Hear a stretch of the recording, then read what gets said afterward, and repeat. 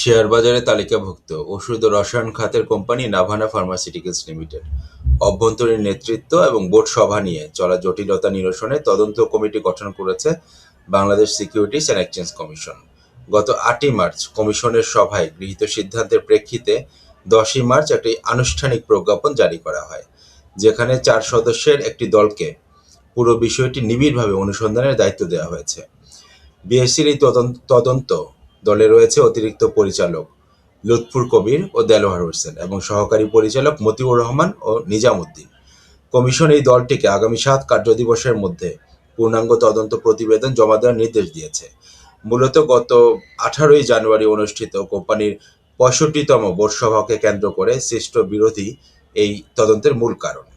ঘটনার বিবরণে জানা যায়, ওই দিন বোর্ড সভা শেষে বর্তমান চেয়ারম্যান ও স্বতন্ত্র পরিচালক সাইকা মাজেদ নির্ধারিত কাজ সমাপ্ত ঘোষণা করলেও পর্ষদের একটি অংশ পরবর্তীতে আলাদা বসে জাভেদ কায়সার এলিকে নতুন চেয়ারম্যান এবং সায়েম আহমেদকে এমডি হিসেবে ঘোষণা করে। এমনকি কোম্পানির সেক্রেটারিও পরিবর্তনের সিদ্ধান্ত নেওয়া হয় বলে অভিযোগ উঠেছে। এই ঘটনাকে কেন্দ্র করে সাইকা মাজেদ বিএসসিতে লিখিত অভিযোগ করার পাশাপাশি গুলশান থানায় একটি মামলাও দায়ের করেছেন।